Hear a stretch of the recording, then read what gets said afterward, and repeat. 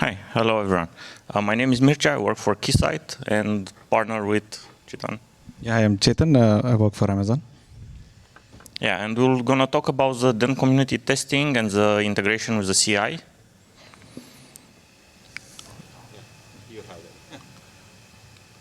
Okay, perfect. So talking about the test bed first, we have 3 test beds. Basically one hardware to hardware, so hardware traffic generator ports where they can do low latency, all FPGA based and so on, good performance, as well as a hardware DENT device, the actual switch connected. We have the other test bed, which is virtual test ports connected to a hardware DENT device. Both of these 2 test beds are available in Keysight Lab, and we use them to run tests on them. And of course, we have a test bed, which is virtual traffic generator with virtual dot, which is mostly used for development, and we don't use it to run regression. But if anybody wants to do it, it's documented, and they can take it. And if you want to use like a run of CLI feature or something that doesn't need the ASIC, you can use that one as well. Now for system integration test bed, the hardware test bed, the setups look like this. We have on your left side the hardware traffic generator, and then we have 5 DENT devices. You actually have there the IPs and the SKU model and everything as they are in the lab, with all the connections between them. And this test bed can run all the system integration test beds with interoperability and multiple devices, as well as the functional tests. Now, currently it has only 5 devices, like you saw in the diagram, but in the past had 7. We can add more, so as vendors come up with new devices, we can integrate them in the test bed and add more and more devices and cable them. Now, for functional test bed, if you just want to run those test cases, mostly you'll need only 1 device. There are a few cases that will require 2 devices. This is kind of how it looks in the lab. It has more than 5 devices, but only 5 are active at this time. Now moving to the virtualized test bed. We basically have a server. We replace the hardware traffic generator with a server where we have 2 NIC cards, one 1 gig and one 10 gig. We use the Intel XL710 NICs, which we have DPDK support for them to get also good traffic performance. And we can test both 1 gig and 10 gig DENT devices with the test bed. Most of the cases work in this test bed as well. I would say about 10 cases or so cannot be run on a virtualized test bed, and they actually need the hardware traffic generator. But most of them, they will work fine with a VM test bed.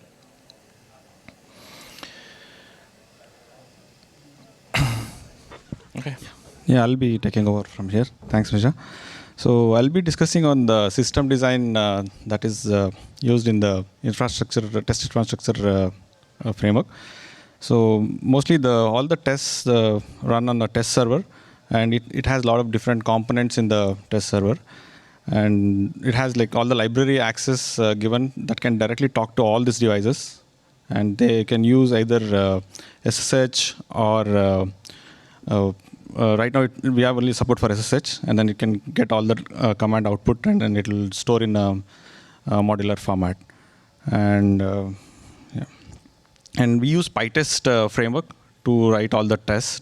And on top of the PyTest, I'll go in the next slides. We have incorporated suites so that we can group the test. And those groups are again like basically marked in each the test to identify which test belong to which group, so that we can run selective tests on selective test beds. And the test bed information is totally segregated in represented in a JSON format, and that comes from the database. And once the test bed has all the information, the framework will pick those test bed, and it will collect all the data from the test bed, running from basically a discovery on all the modules that are available. It will basically go grab all the data from all the devices, and so that once that is done, actual test can begin running on all the devices.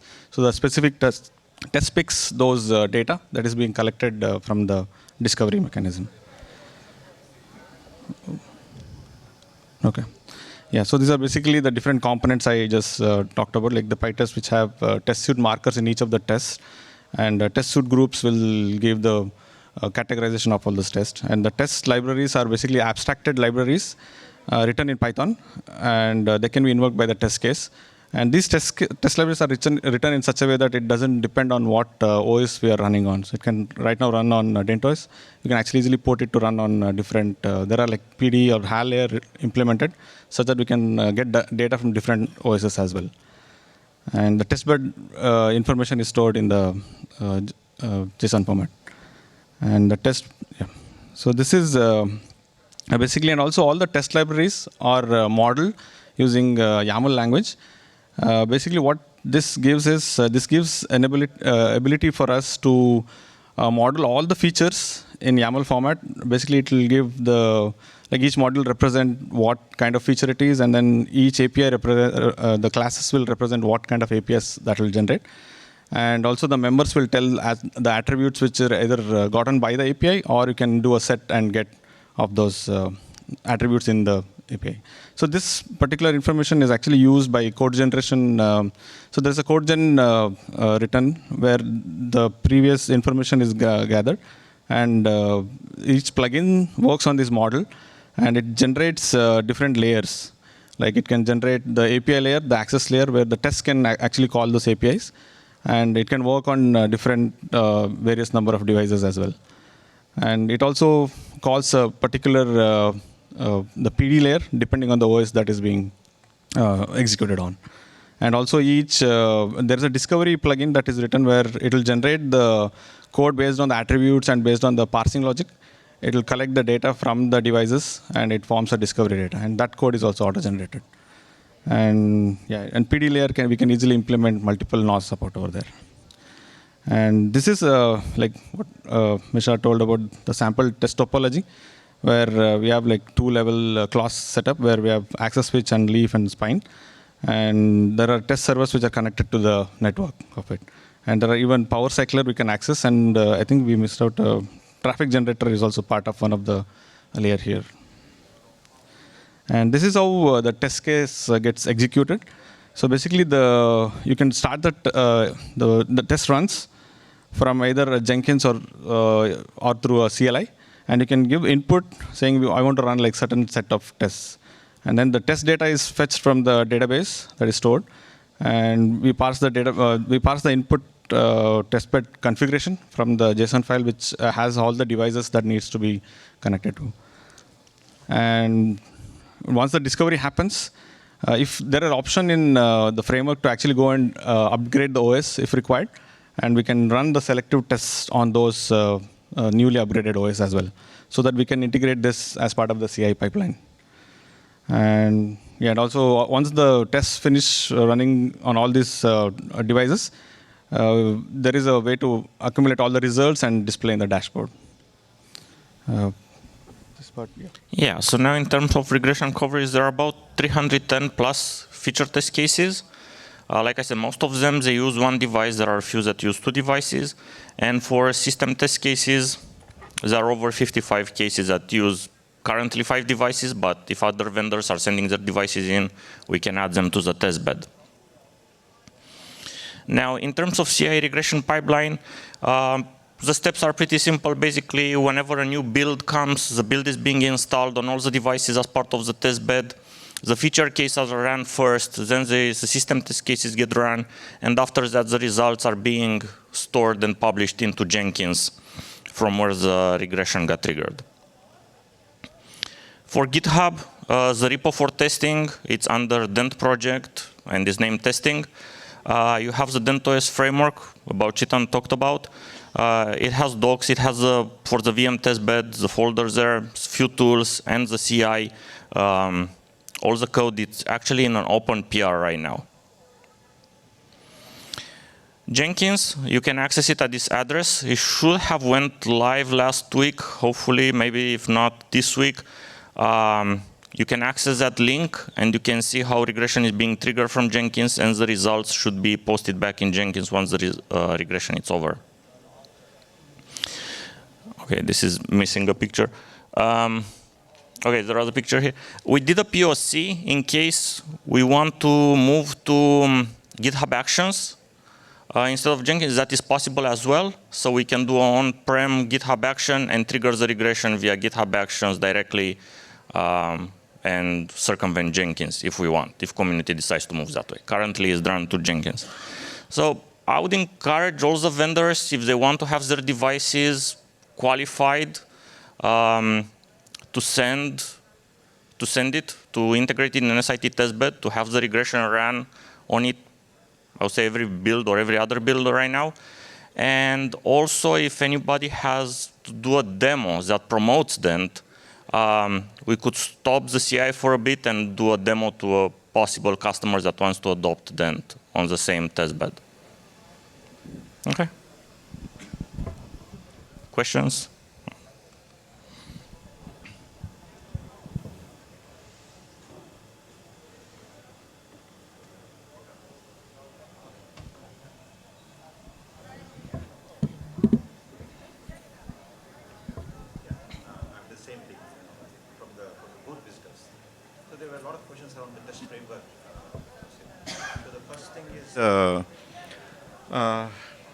What is it?